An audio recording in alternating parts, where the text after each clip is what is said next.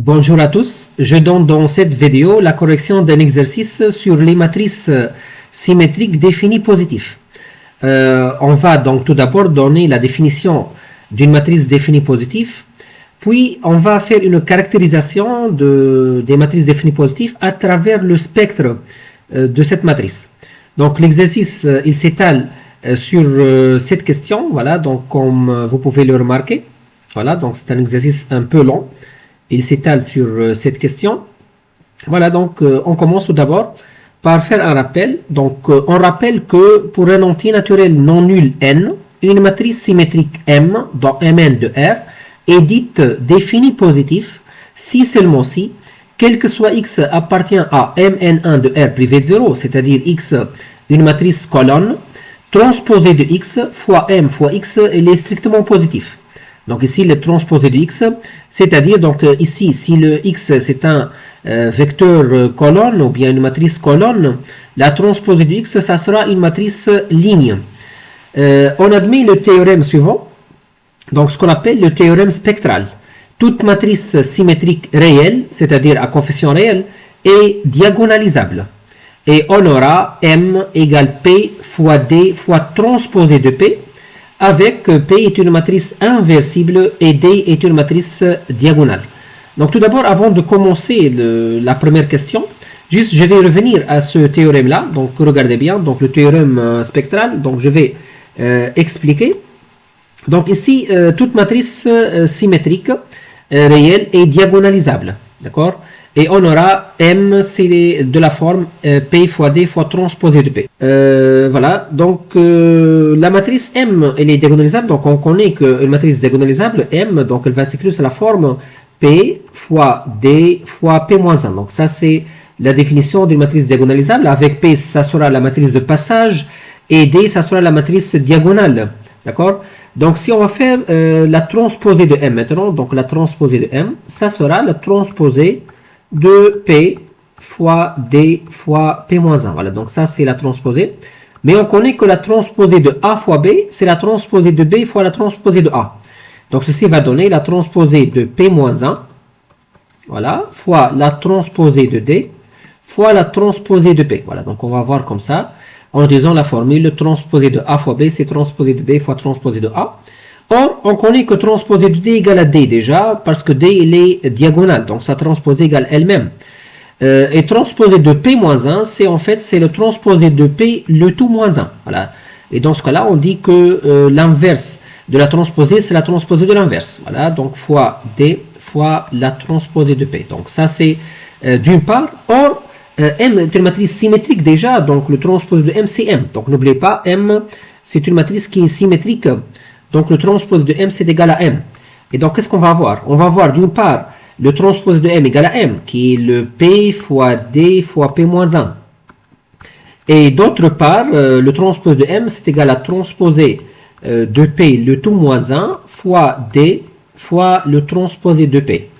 Voilà, et donc, par identification ici, donc on va avoir que le P-1, donc regardez bien ici, donc on va voir, donc ça c'est par identification.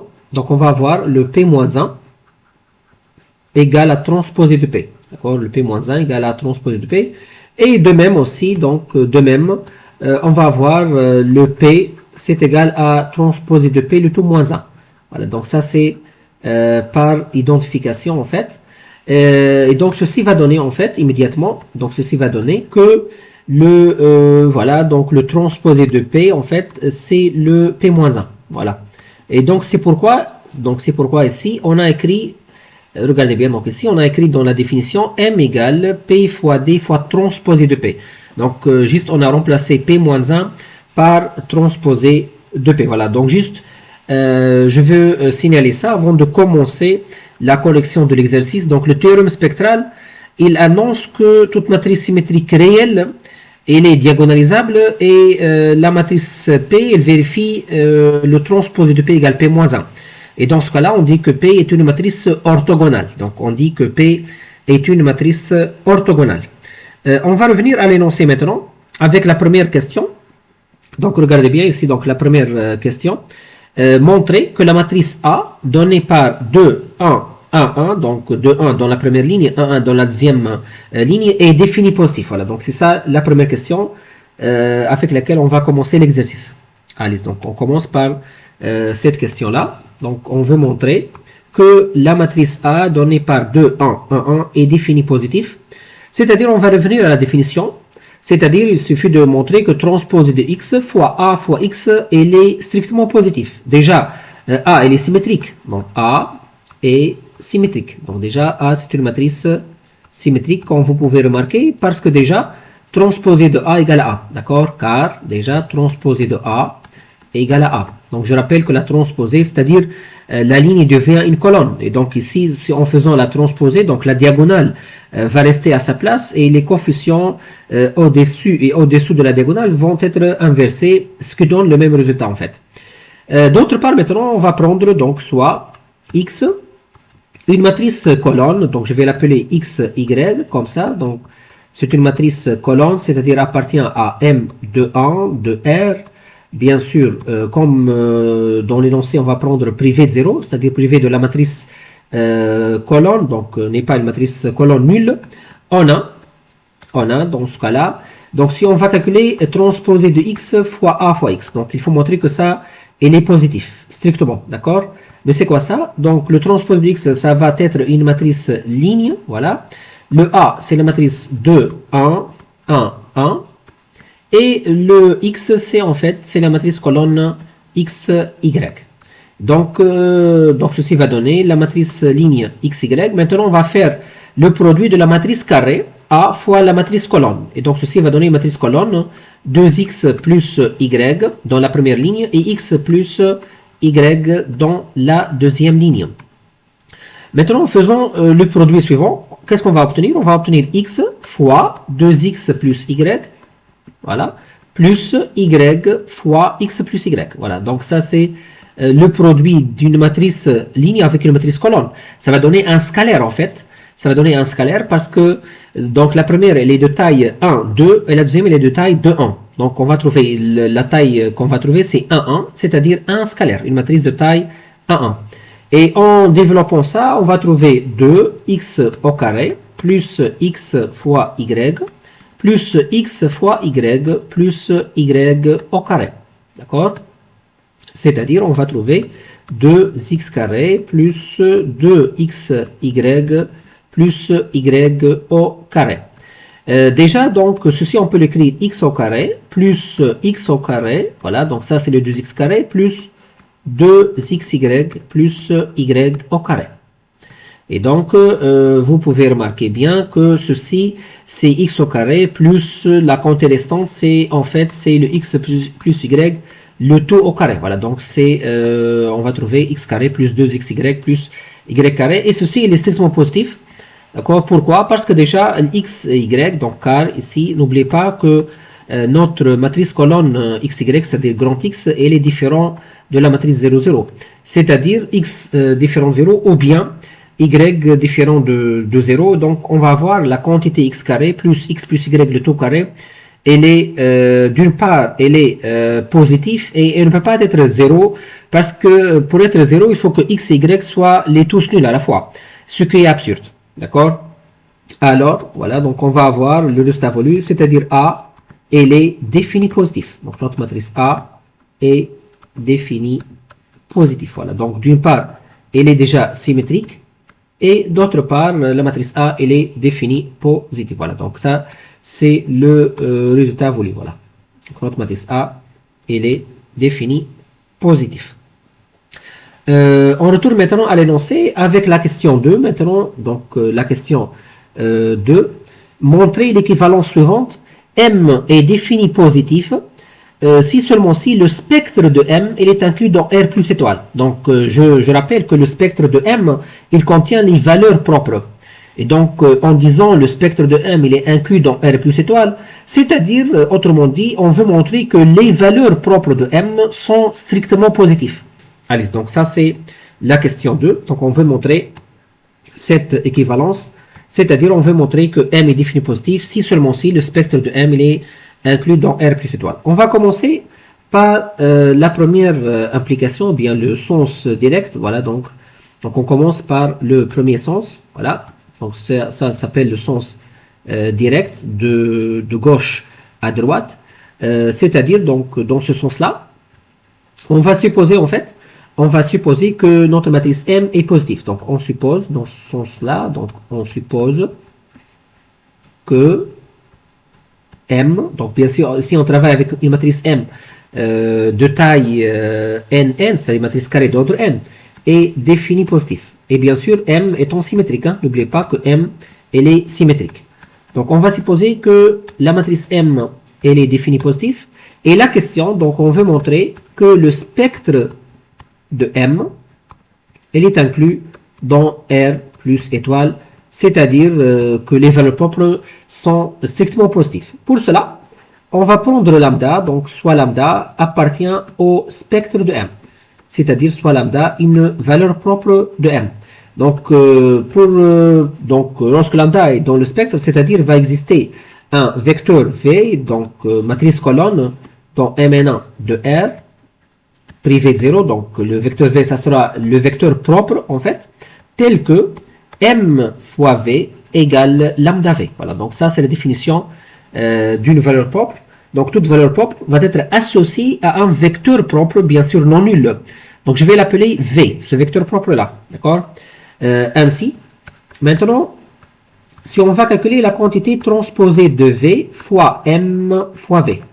Donc, si on va calculer cette quantité-là, donc ça va donner transposé de V fois, n'oubliez pas, M fois V, c'est lambda V. D'accord? Et donc, ceci, ça va donner lambda fois transposé de V fois V. Et donc, le lambda, donc ça sera le transposé de V fois M fois V sur transposé de V fois V. Et donc, ici, je peux écrire transposé de V fois V. Je suis sûr que cette quantité est déjà, donc regardez bien, donc cette quantité-là, elle est déjà non nulle et elle est strictement positive aussi, d'accord? Donc, elle est non nulle et elle est strictement positive. Pourquoi? Parce que déjà, le vecteur V, n'oubliez pas, elle est non nulle. Donc, le vecteur V, elle est non nulle. Donc, en faisant transposé de V fois V, on va trouver une quantité qui est non nulle et elle est aussi strictement positive, cette quantité-là. Donc, elle est strictement positive parce que, regardez bien, donc pourquoi elle est strictement positive? Regardez bien.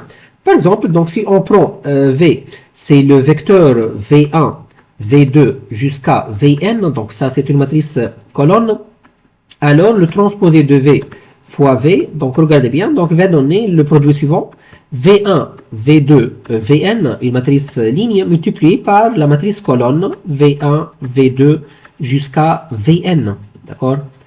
Voilà, donc, et ceci va donner un scalaire qui est le V1 au carré plus le V2 au carré jusqu'à le Vn au carré.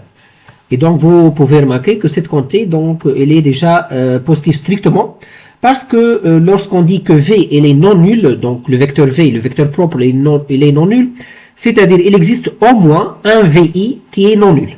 Et donc, on ne peut pas avoir cette quantité-là, elle est nulle. Donc, cette quantité, elle est nulle sauf si tous les VI sont nuls. Ce qui est absurde car le V, il est non nul. D'accord? Et donc, maintenant, en revenant, regardez bien. Donc, ici, on a d'une part le transposé de V fois V, il est positif. Et d'autre part, cette quantité, elle est aussi positive. Pourquoi? Parce qu'on a déjà supposé, dans l'hypothèse, que notre matrice M, elle est définie positive. Donc, n'oubliez pas que M, elle est définie positive. Et puisque M, elle est définie positive, nous sommes sûrs et certains que transposé de V fois M fois V est strictement positif. D'accord? Et donc, on va voir que ce quotient-là, il est strictement positif. Donc, le nominateur, il est positif. Et le dénominateur, donc, la quantité lambda va être strictement positif. Autrement dit, le spectre, ça sera donc inclus dans le R plus étoile. D'accord? Donc, ici, on va voir ainsi, ou bien alors, le spectre de la matrice M, ça sera inclus dans R plus étoile. Voilà, donc ça c'est le premier sens. On va faire maintenant le deuxième sens. Donc la deuxième implication, c'est le sens indirect en fait. Maintenant on va faire donc de droite à gauche. Donc on va faire maintenant le sens indirect. C'est-à-dire, cette fois-ci, on va supposer que le spectre il est inclus dans R plus étoile. Donc cette fois-ci, on va supposer, donc si le spectre. Donc, on va supposer que le spectre, il est inclus dans R plus étoile. Et on va montrer que M, elle est définie positive. Mais si le spectre, il est dans R plus étoile, alors les valeurs propres seront positives. D'accord? Donc, les valeurs propres de M seront positifs strictement, voilà, donc parce que le spectre déjà il contient les valeurs propres de M. Donc les valeurs propres de M seront positives, donc on peut les noter lambda I par exemple. Donc les valeurs propres lambda I, voilà, donc je vais poser lambda I, les valeurs propres de M, ils seront positifs. La question, voilà, la question, on veut montrer que M est définie positive, voilà, donc c'est ça notre objectif. On veut montrer que la matrice M, elle est définie positive, d'accord. Pour cela, pour montrer que M est définie positive, il suffit de montrer que transposé de X fois M fois X est strictement positif, quel que soit X, un vecteur colonne, une matrice colonne non nulle. Mais n'oubliez pas, donc M étant symétrique. Donc notre matrice M, elle est symétrique. Et d'après le théorème spectral, donc ici on va utiliser le théorème spectral. Donc n'oubliez pas le théorème spectral, qu'est-ce qu'il dit? Lorsque la matrice elle est symétrique, alors M est diagonalisable. Donc on va voir M elle est diagonalisable.